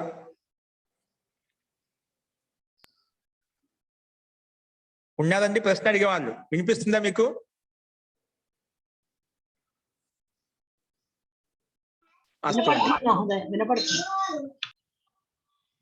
సరే, కాబట్టి చేసుకోవాలండి. వారు అన్మ్యూట్ చేసుకుంటే అది పడుతుంది. ఓకే అండి, మీరు అడిగినట్టే రామకృష్ణ గారు. అది మనం ఇక్కడ కేవలం పురుపక్షి కర్మ ద్వారా కూడా జీవాత్మ బంధింపబడదు. అది దానికి సమానం. ఒక్కోటి మీరు చెప్పే ప్రశ్న దీంట్లో వస్తాయని, ఇవన్నీ ప్రశ్నలు అదే విధంగా చూపిస్తాను. ఏ దాని ద్వారా బంధింపబడదు, దీని ద్వారా బంధింపబడదు, దీని ద్వారా ఏ దాని ద్వారా బంధి, ముఖ్య కారణం ఏంటి అవి చూపించుకుని వస్తామట. ఇప్పుడు మనం ప్రత్యక్షంగా చూస్తున్నాం. ఈ అహంకార శక్తికి ఆధీనంగానే ఉంటాయి కాబట్టి, అహంకారం ఈ పంచ జ్ఞాన పంచ కర్మేంద్రియాలు ఏర్పడ్డాయి కాబట్టి దాని ద్వారా మార్పులు జరుగుతూ ఉన్నాయన్నమాట. ఇది మూడు కూడా మనకు, ఎందుకంటే మన కర్మలు చేయడానికి మూడు కారణం ఏంటి? బుద్ధి, చిత్తము, అహంకారం. ఇవన్నీ మూడు పనిచేస్తాయంట. ఇవి ఏం చేసినా జీవాత్మకు తెలియకుండా చేయమండి. మనసు ఉంటుంది, మన బుద్ధి, చిత్త, అహంకారం అని చెప్తాం కదా. ఈ మూడు తత్వాలు కూడా ఆత్మతో కనెక్టెడ్ అయి ఉంటాయి అన్నమాట. ఆత్మతో కనెక్టెడ్ ఉంటాయి. ఏం చేసినా ఆత్మ ప్రేరణతో అత్యంత శీఘ్రంగా పనిచేస్తూ ఉంటాయి అన్నమాట. ముందు ఆత్మకి లోపల సంకల్ప సంస్కారం ఉంటుందంట. ఆ ఆత్మ వెళ్ళి మనసు ప్రేరేపిస్తుంది, మనసు ఇంద్రియాన్ని ప్రేరేపిస్తుంది అన్నమాట. ఎందుకంటే ఇంద్రియాలు ఎవరితో సంబద్ధంగా ఉన్నాయి? అహంకారంతో సంబద్ధంగా ఉన్నాయి అన్నమాట. అంటే అహంకారం కంటే మనసుతో సంబద్ధమైంది అన్నమాట. అత్యంత నికటగా దగ్గరగా ఉన్నామట. అవి వాటిని ప్రేరేపించడం క్రమాలు జరుగుతూ ఉంటాయి. కానీ మూలంలో కారణం ఏంటంటే జీవాత్మ యొక్క ప్రేరణ ఉంటుంది అని తాత్పర్యం అండి. ఓకేనా? అది చూద్దాం ఏ రకంగానే మీకు అంగా స్పష్టమవుతుంది. ఇప్పుడు చెప్పండి ఇంకా. ధన్యవాదాలు మహోదయ. ఇది ఒక చూడండి, ప్రసంగం చూడండి తెలిసిపోతుంది. అతి ప్రసంగ దోషం కూడా వస్తుంది. ఇదే విషయంలో ఒక హేతు చెప్తే మీకు కొంచెం ప్రయత్నం చేస్తాను, దాంట్లో అది మీకు వస్తుంది. అథ ఇక చూడండి, అత అన్యో అయమపి దోషో అన్య ధర్మస్య బంధ హేతుత్వే. అత అన్యో అయమపి దోష, ఇది పైన యొక్క దోషం వస్తుంది చెప్పాం కదా, అతి ప్రసంగ దోషం వస్తుంది కదా, ఇంకా ఈ దోషం ఇంకొక దోషం కూడా వస్తుంది. ఇప్పుడు మీకు కొంచెం స్పష్టత వస్తుంది, ఇంకో వేరే దోషం కూడా వస్తుంది. అత అన్యో అయోపి దోషో అన్య ధర్మస్య బంధ హేతుత్వే.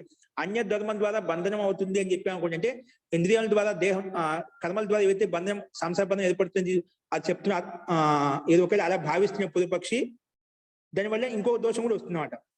అందుకే అన్యస్య బంధ హేతుత్వే కిల ఉపతిష్టతే, అంటే అన్య దోషం కూడా ఉపస్థితం అవుతున్నాడు. ఏంటి ఆ దోషము చూడండి. విచిత్ర భోగానుపపత్తి అన్య ధర్మత్వే. విచిత్ర భోగానుపపత్తి, ఇక విచిత్రమైన అనుపపత్తి, విచిత్రం భోగ ధర్మాలు ఏవైతే ఉన్నాయో అవి ఉత్పన్నం కావంట. ఏంటివి అవి చూద్దాం. విచిత్ర భోగ అనుపపత్తి ఎప్పుడు అన్య ధర్మత్వే, అన్య ధర్మం ద్వారా జీవాత్మ బంధింపబడుతుంది అని చెప్పుకున్నాం ఒకటే, అది చెప్తే వేరే దోషం వస్తుంటే విచిత్ర భోగ అనుపపత్తి, విచిత్రమైన భోగాలు ఏవైతే కనిపిస్తున్నాయో అవి ఉపపన్నం కావు. ఏంటి ఆ విచిత్ర భోగాలు? ఇక్కడ చూడండి.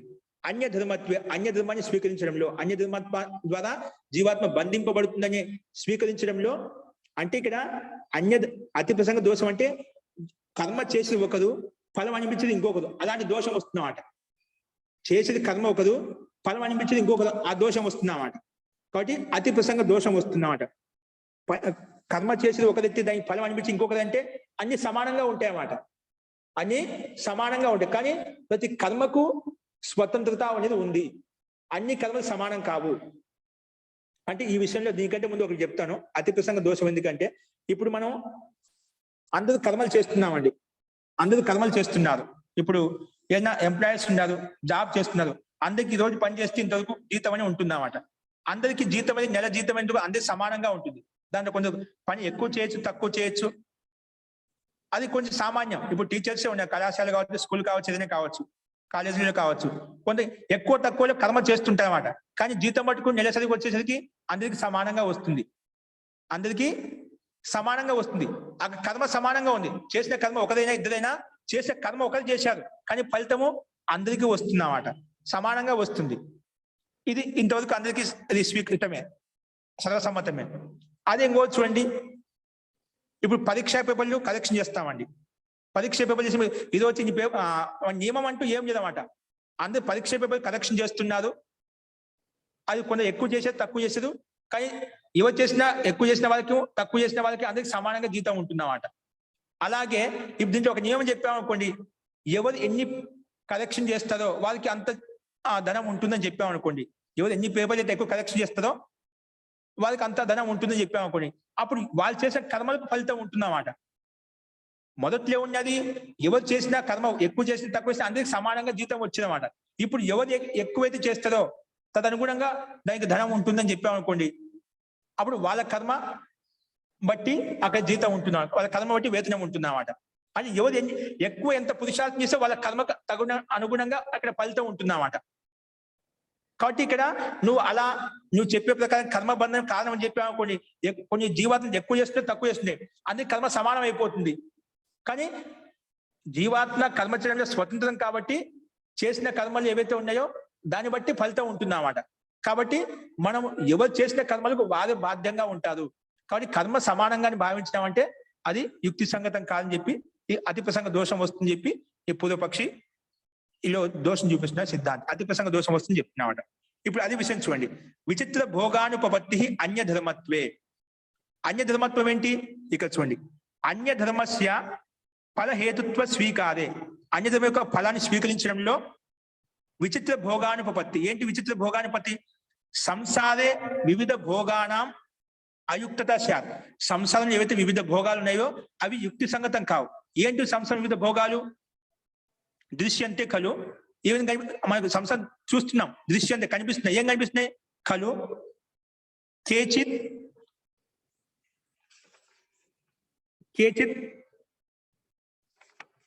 బహు సుఖిన. ఏంటండి? కేచిత్ బహు సుఖిన, చాలా సుఖంగా ఉన్నారు. సంసారం చూస్తున్నామా? కొంతమంది చాలా సుఖంగా ఉన్నారు, కొంతమంది కేచిత్ బహు సుఖిన. చూడే స్లైడ్ మీద.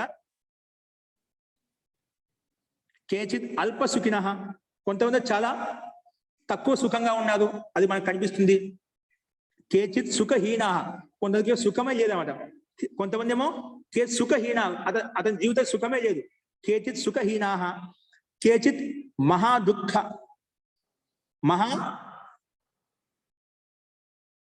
కేచిత్ మహా దుఃఖ నిరత, కొంతమంది అత్యంత దుఃఖంలో లీనమై ఉన్నమాట. కేచిత్ మహా దుఃఖిన, ఇక్కడ ఏంటంటే కేచిత్ మహా దుఃఖిన, కొంతమంది చాలా దుఃఖంగా ఉన్నది, కొంతమంది ఏమో దుఃఖహీనంగా ఉన్న దుఃఖం అనేది లేదు. కొంతమందికి కొంత సుఖయుక్తంగా ఉన్న, అంటే చాలా కొంచెం సుఖంగా ఉన్నారు, కొంతమంది తక్కువ సుఖంతో ఉన్నారు, కొంతమంది సుఖంతో హీనమై ఉన్న, సుఖమే లేదు అసలుకి, కొంతమంది మహా దుఃఖంలో ఉన్నదన్నమాట. ఇవి ప్రత్యక్షంగా రకరకాలుగా మనము భోగాలు చూస్తున్నాం. సంసారంలో భిన్న భిన్న జీవాత్మలకు భిన్న భిన్న కర్మలు చూస్తున్నామట. అందుకే కేచిత్ మహా దుఃఖిన తథా కేచిత్ పూర్ణాంగ, అలాగే ఇంకా కొంతమంది పూర్ణ అంగాలతో శరీరం సంపూర్ణంగా ఉందన్నమాట. కేచిత్ పూర్ణాంగ, అన్ని అంగాలతో అవయవాలతోటి శరీరం సుదృఢంగా బలంగా బాగా ఉందన్నమాట. కేచిన వికలాంగ, కొంతమంది కుంటి వాళ్ళు, గుడ్డి వాళ్ళు, అవిటి వాళ్ళు మనం చూస్తున్నామట. వికలాంగులు ఉన్నదన్నమాట. కేచిన ఇంకా వైకల్యం వచ్చినప్పుడు దాంట్లో కూడా చాలా గలితమైన అంగాలు, చాలా చూడటానికి చాలా మనం చూస్తూ ఉంటాం. కుష్టి రోగులు వచ్చిన వాళ్ళు, రకరకాల రోగంతో బాధపడుతున్న వాళ్ళు చూడటానికి అసహ్యంగా భిన్నంగా ఉంటుందా, అలాంటి భయం వేస్తుందన్నమాట. అంటే గలితాంగాశ్చ ఇత్యేతే వివిధ భోగా నో ఉపపద్యేద, ఇటువంటి భిన్న భిన్న ఉపభోగాలు ఏవైతే కనిపిస్తున్నాయో నా ఉపపద్య, అవి ఉత్పన్నం కావు. అవి వేరే ఒక చేసిన కర్తకు ఫలం ఇంకొక అనుభవించామనుకోండి, అతి ప్రసంగ దోషంలో ఇంకో హేతు ప్రస్తావించామట. ఇటువంటి భోగాయత్నం, విచిత్ర భోగాయత్నం అది ఉత్పన్నం కాదు. అన్య ధర్మం స్వీకరించడంలో ఈ విచిత్ర భోగాలు ఏవైతే కనిపిస్తున్నాయో నా ఉపపద్యేదన్ అది చెప్పాడు. వివిధ భోగా నా ఉపపద్యేదన్ యత, ఎందుకంటే అన్యస్య కృత కర్మణ ఫలం అన్యశ్చేత్ భుంజీత, ఎందుకు ఒక చేసిన కర్మకు ఫలితము ఇంకొక అనుభవిస్తేనా ఇటువంటి దోషం వస్తుంది.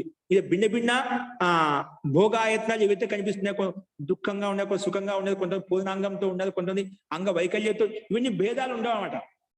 ఇవన్నీ ఒకటే ధర్మంగా భావించామనుకోండి, ఇవన్నీ భిన్న భిన్న రూపాలతో కనిపించవు. కానీ భిన్న భిన్న రూపాలు కనిపిస్తున్నాయి, దీన్ని బట్టి ఏమవుతుంది అంటే ప్రతి జీవాత్మ యొక్క కర్మలు భిన్న భిన్నంగా ఉంటాయి. చేసిన అంటే స్వతంత్రం అన్నమాట. ఎవరు ఏ కర్మలు చేస్తే దానికి అనుగుణంగా ఫలితం ఉంటుంది. ఒకవేళ అన్య ధర్మం యొక్క కర్మ ద్వారా ఈ జీవాత్మ బంధింపబడింది అనుకోండి, అందరికి సమానంగా ఉండాలి, మళ్ళీ అందరు సుఖంగానే ఉండాలి, అందరు దుఃఖంగానే ఉండాలి, అందరు సామాన్యంగా ఉండాలి. అలా మన సంసారంలో చూడటం లేదు కదా, అన్ని భిన్న భిన్నంగా ఉన్నాయి. దీన్ని బట్టి ఇవన్నీ ఉత్పన్నం కావాలి. ఇప్పుడు మనకు రకరకాలు చెప్పుకున్నాం, వికలాంగా, పూర్ణాంగా, మహాదుఃఖిన, అల్పసుఖిన, అట్లా భిన్న భిన్న రకాల వ్యక్తులు కనిపిస్తున్నాయంటే, భిన్న భిన్న భోగాలు కనిపిస్తున్నాయంటే అవన్నీ ఒకటిగా భావించే, అన్యధర్మం ఒకటిగా భావించి ఇవన్నీ భోగాలు కనిపించవు. దీన్ని బట్టి ఏమవుతుంది, అన్యధర్మం ప్రధానం కాదు, అంటే జీవాత్మ కర్మ ద్వారా బంధింపబడలేదు అంటే నిత్యంగా భావించినప్పుడు అన్నమాట. కాబట్టి అన్యధర్మం స్వీకరించడంలో ఇవన్నీ దోషాలు ఉత్పన్నం కావు, అన్ని ఒకే విధంగా ఉండాలి. కానీ అలా మనకు కనిపించలేదు. దీన్ని బట్టి కూడా మనకు ఇది కర్మ ద్వారా జీవాత్మ సంసార బంధంలో బంధింపబడుతున్నది కూడా యుక్తి సంగతం కాదు అని చెప్పి ఇక్కడ మనకు ఈ సూత్రం చెప్పిందండి. అస్తు, ఈ విషయంలో ఇంకా ఏ విధంగా ఎలాగని చెప్పేది కూడా మనం తర్వాత చూద్దాము. అస్తు, ఈ విషయంలో మీకు ప్రత్యక్షంగా ఉంది. ఇది దీని గురించి వ్యాఖ్యానం విశేషత ఏంటనేది మనం రేపు చెప్పుకుందామండి. రేపంటే ఆదివారం, ఎల్లుండి చెప్పుకుందామండి, సోమవారం. అస్తు, ఇంకేమైనా సందేహాలున్నా మీకు సందేహాలున్నా కూడా రేపు చూద్దామండి. ధన్యవాదాలు గురుగారు. जी, मंत्रपाठ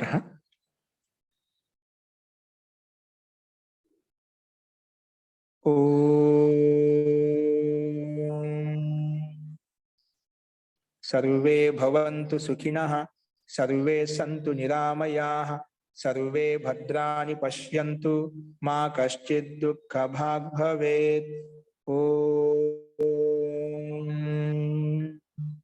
शांति शांति शांति। सर्वेभ्यो नमः. अंदरिकी नमस्कारम अंडी. नमस्कारम महोदय. ధన్యవాదాలు మహోదయ. నమో నమః. ధన్యవాదాలు. ప్రభాకర్ గారు చెప్పండి.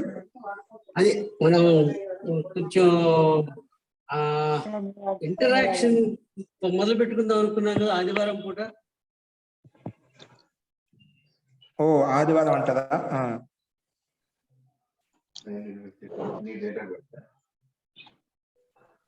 అది ఎవరికి అవకాశం ఉంటే వారు అంతే, ఎందుకంటే అవకాశం అందరికీ ఉండకపోవచ్చు. అంటే ఏ విషయం మీద అలా అనుకుంటున్నారండి? ఏదో ఒక బిందువులు మనం తీసుకుని అనుకున్నాం కదా, ఏదో ఒక బిందువు తీసుకుని మన సభ్యులకి అవకాశం వాళ్ళు మాట్లాడి 5 నిమిషం 10 నిమిషాలు అంతే, అందుకంటే వాటిని చివరిలో ఒకరు ఆ విషయం మీద సాధికారికంగా అనూచానంగా వస్తున్నటువంటి మన సంప్రదాయం, మనం ఎలా చేస్తే మనం ముందుకు వెళ్ళడానికి, తర్వాత భవిష్యత్ తరానికి మార్గదర్శనం చేసే విధంగా మన యొక్క విషయం బిందువుల్ని తీర్చిదిద్దుకుంటే. బిందువులు చాలా ఉన్నాయి, మనకి ఏదైనా ప్రస్తావించినప్పుడు శంకా సమాధానం ఉంటేనా అదే ఒకరు మీలో ముందు ఏదైనా ప్రశ్నలు ఎవరికైతే ఉన్నాయో మనం ఒకవేళ అలా ఉంటేనా ఒకసారి ప్రశ్నలు మీరు వాట్సాప్ పంపించండి. వాట్సాప్ పంపించా అంటే మీరు దీంట్లో ఎవరికైతే శంకా సమాధానం ఉందో అప్పుడు మనం ఖచ్చితంగా రేపు ఒకవేళ ఉంటే రేపు 8 గంటల నుంచి ఈ టైంలో మనం చూద్దామండి. అంటే పాఠం కాదు, ఏదైనా శంకా సమాధానం కింద సందేహాలు ఉంటేనే ఈ సందేహాల మీద మనం చర్చించవచ్చు అండి. ఎవరికి అవకాశం ఉన్నవాళ్ళు అనుకూలంగా ఉన్నవాళ్ళు రావచ్చు దీంట్లో. కాబట్టి మీరు ఎవరికైనా సందేహాలు కూడా మెసేజ్ పంపించండి. మెసేజ్ అంటే బిందువు ఉంటే మనం చర్చించవచ్చు. అలాగంటే మనకు దానికి ఒక అంతు అంటే ఉండదండి. మనం ఏదో ఒకటి నిర్ణయం తీసుకోవాలన్నమాట. అంటే ఏదో ఒక విషయం మీద ఒక సిద్ధాంతం మీద ఉంటే మనం దాన్ని చర్చించవచ్చు. లేదంటే కేవలం వ్యాఖ్యానం చెప్పుకుంటూ పోతున్న అందరికి భిన్న భిన్నంగా ఉంటాయి. కాబట్టి రేపు ఎవరికైతే అభిప్రాయాలు వ్యక్తిగతంగా చెప్పాలనుకున్నా ఎంతమందికి అనుకున్నాం కాబట్టి రేపు అనుకూలంగా ఉండే వాళ్ళు రాండి. ఏ బిందువు ఏదో ఒకటి మన విషయాన్ని ప్రస్తావించి ఎవరికి మీలో ఉండే అనుభవాలు ఏవైతే ఉన్నాయో అవి కావచ్చు, ఇంకేదైనా కావచ్చు, మనం చర్చిద్దామండి. అయితే రేపు ఉన్నవాళ్ళు అనివార్యం కాదు, ఎవరికి అనుకూలంగా ఉంటేనా. ఏంటండి? ఆదివారం కాకుండా ఇంకో రోజు పెట్టగలరా? ఆదివారం కుదరదండి అసలు.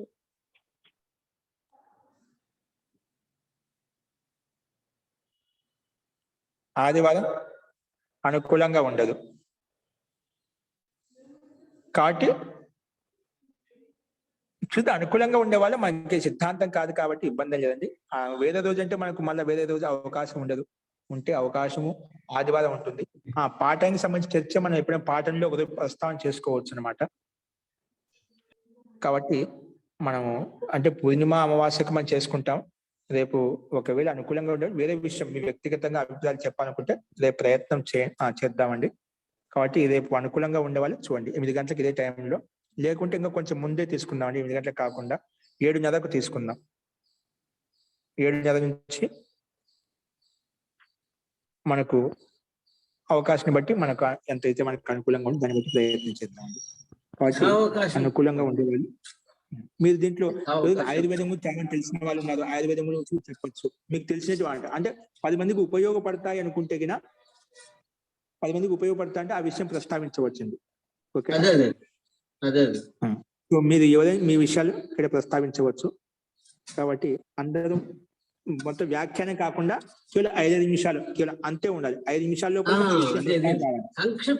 వ్యాఖ్యానం అందరిది కాదు, 5 నిమిషాల్లోపే ఉంటుంది. 5 నిమిషాల్లోపే మీ విషయాన్ని ఏది ప్రస్తావించాలి.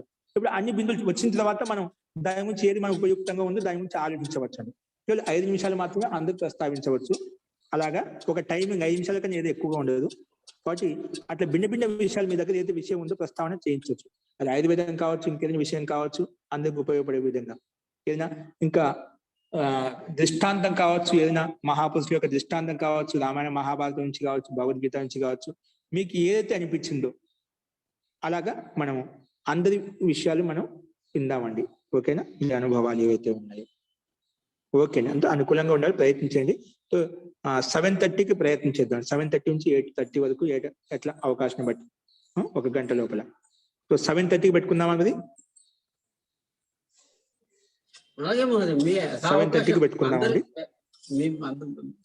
సరే, అవకాశం ఉన్నాడు. పాఠం కాదు కాబట్టి ఎవరికి నిర్బంధం ఏం లేదు కాబట్టి ఎవరు అవకాశం ఉన్నవాళ్ళు వస్తారు. అది నిర్బంధం లేదు. ఓకే అండి. అలాగే రేపు అట్లా ఉంటప్పుడు 7 గంటల నుంచి 7:30 వరకు మనకు ఆ యజ్ఞం చేద్దామని యజ్ఞం చేస్తాము. అది కూడా అనుకూలంగా ఉండేవాళ్ళు దాన్ని 7 నుంచి 7:30 లోపల అయిపోతుంది. 7:30 కరెక్ట్ మళ్ళీ మనకి శంకర సమాధి నుంచి మనం చెప్పుకున్నాం. 7 గంటల నుంచి అనుకూలంగా ఉండేవాళ్ళు రేపు ఆ యజ్ఞానుష్ఠాన్ని తెలుసుకోవాలనుకునే వాళ్ళు, వాళ్ళు చూడాలనుకునే వాళ్ళు 7 గంటల నుంచి 7:30 వరకు యజ్ఞం ఉంటుంది. తర్వాత 7:30 నుంచి 8 గంటల వరకు ఒక అర్ధ గంట లేదంటే ఒక 15 నిమిషాలు 8:15 లోపల మనం కంప్లీట్ చేసుకున్నాం. ఓకే, అస్తు. సర్వేభ్యో నమః. పునర్మిలామః. సో ఇదే 7 గంటల నుంచి 7:30 వరకు, అదేమి 7:30 నుంచి మనకు కరెక్ట్ 7:30కి అయిపోతుందండి. అది సంక్షేప నిత్య దైనిక యజ్ఞమే ఉంటుంది. ప్రధాన హోమం అంటే ఏమి ఉండవు కాబట్టి 7:30 వరకు అయిపోతుంది. 7:30 నుంచి మనం శంకర సమాధి గురించి మీ విషయాలు ప్రస్తావించండి. సర్వేభ్యో నమః. ధన్యవాదాలు మహోదయ. అందరికీ నమస్కారం అండి. ధన్యవాదాలు మహోదయ్ గారు. నమస్తే. నమో ఓం నమః. నమస్తే సార్.